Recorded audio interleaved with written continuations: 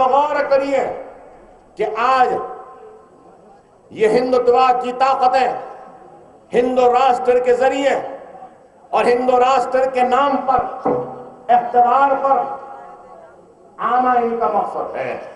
और इख्तिदार पर जब आ जाएंगे तो ये लोग अपने इख्तिदार के जरिए सबसे पहले अगर कुछ काम करेंगे तो हिंदुस्तान की सबसे बड़ी अक़लियत को तबाह बर्बाद करने के मंसूबे बनाएंगे। तो उसके साथ साथ उनके इशारों पर या उनके माहिदात पर जिंदगी को गुजारने पे मजबूर करेंगे।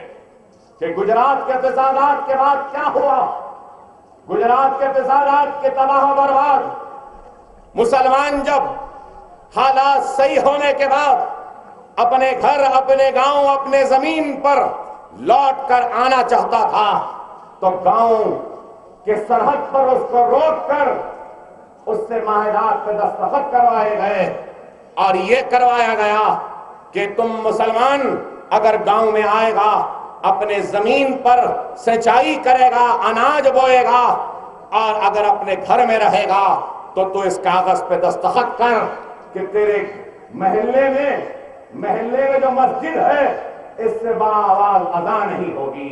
माहिदा तय कर कि तू गोश्त नहीं खाएगा, माहिदे पे दस्तखत कर कि शाम होते ही तू अंधेरे में घर से नहीं निकलेगा, 5 बजे घर में रहेगा, बाहर नहीं आएगा।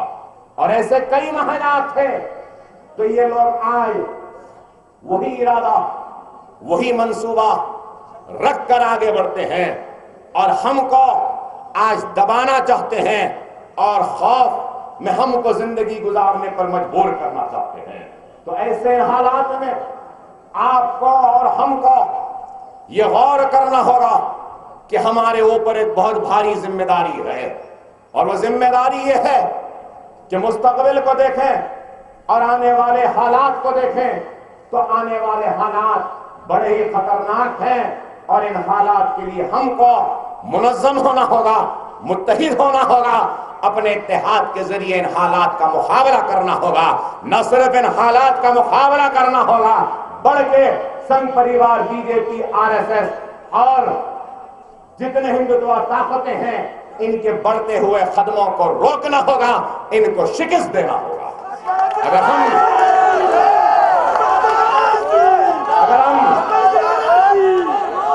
अगर हम मुंतशिर रहेंगे, इंतशार के शिकार रहेंगे तो याद रखिए फिर हम हालात का मुकाबला नहीं कर सकते। आज आपसे यही कहूंगा और मैं ये भी जरूर कहूंगा, यहां बैठे इस मजमे से नहीं बल्कि मेरी आवाज जिनको पसंद नहीं आती, जिनको मेरी तकरीर पसंद नहीं आती, जिनको मेरा अंदाज बयां पसंद नहीं आता, जिनको मेरा गुस्सा पसंद नहीं आता, उनसे मैं पूछना चाहता हूं कि अगर आज तुम अकबरुद्दीन ओवैसी को पसंद नहीं करते, अकबरुद्दीन ओवैसी की तकरीर को पसंद नहीं करते या अकबरुद्दीन ओवैसी के खिताबत का अंदाज पसंद नहीं, मेरे जुमले पसंद नहीं, तो मैं उनसे सवाल करना चाहता हूं कि बताओ मेरा ये गुस्सा क्यों है? मेरा गुस्सा इसलिए है कि मैं आज भी इंसाफ के इंतजार में खड़ा हूं। मुसलसल नाइंसाफी के बाद मेरी मुराद मुझसे नहीं, मेरी मुराद मेरे भाइयों से, मेरी बहनों से है। मेरी मुराद हिंदुस्तान के सबसे बड़े अक़लियत मुसलमान से है कि 66 बरस की तारीख में सबसे ज्यादा नाइंसाफी का शिकार कौन हुआ? कोई और नहीं, मैं हुआ। अगर किसी की नौकरियां गई तो मेरी गई, किसी के जमीन गई तो मेरी गई, किसी की इज्जत गई तो मेरी गई, किसी की इस्मत लुटी तो मेरी मां बहन की, किसी की आबरू लुटी तो मेरी मां बहन की, किसी के बच्चे जेल में गए तो मेरे बच्चे, मेरे भाई गए।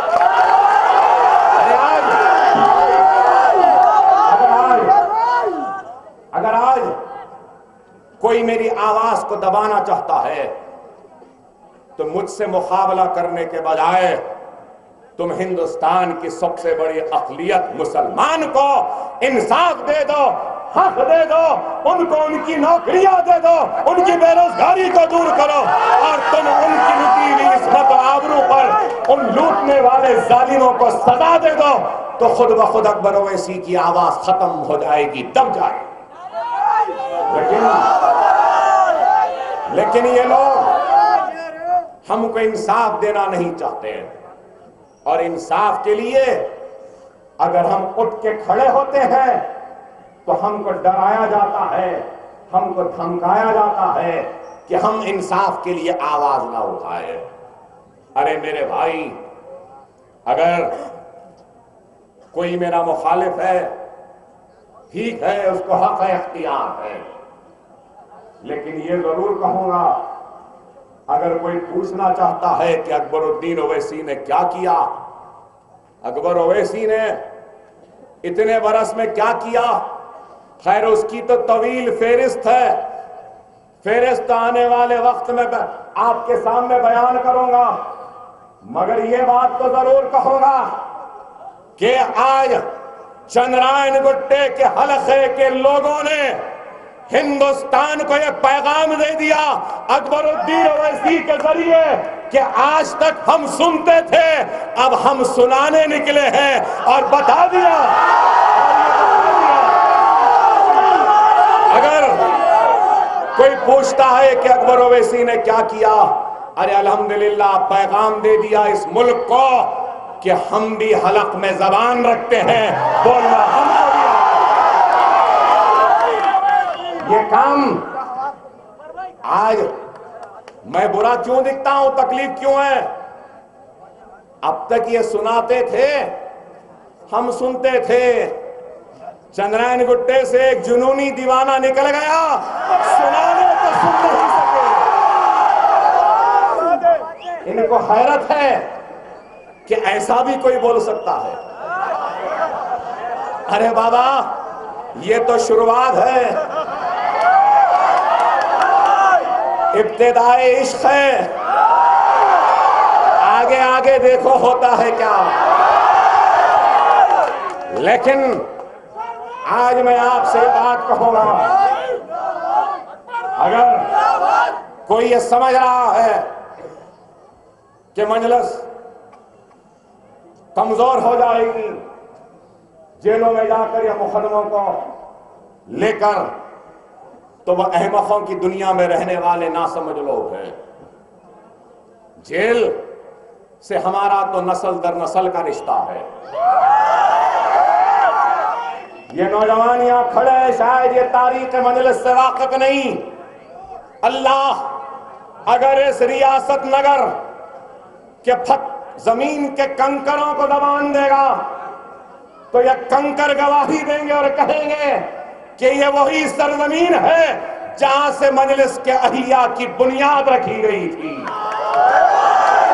ये कंकर गवाही देगा और कहेगा कि 56 बरस पहले इन्हीं गलियों में मजलिस का अहिया हुआ था, और अहिया के बाद यही सरजमीन गवाह है कि यहीं से फख्र मिल्लत अब्दुल वाहिद ओवैसी को चंचलगुड़े की जेल में 11.5 महीने जेल में डाला गया था।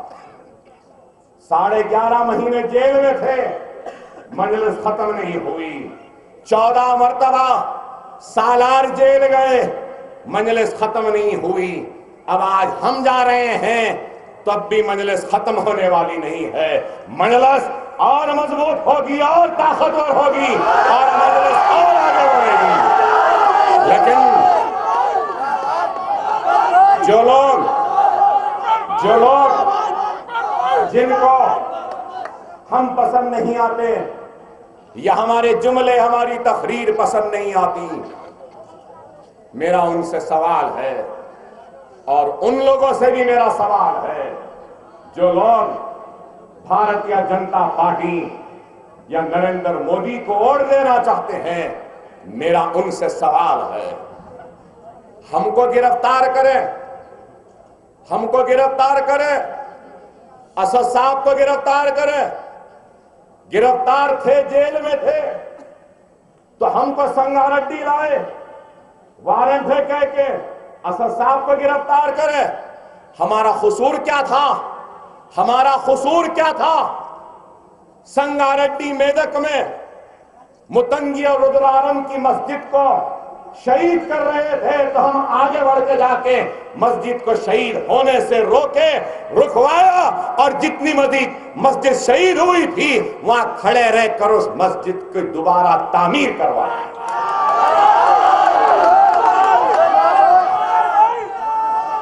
ये हमने किया तो कानून ने हमको कसूरवार पाया और कानून ने मुकदमा के जरिए हम पे मुकदमा डाल दिए। ठीक है, खामोश बैठे मेरी बात को सुने, खामोश बैठे मेरी बात को सुने।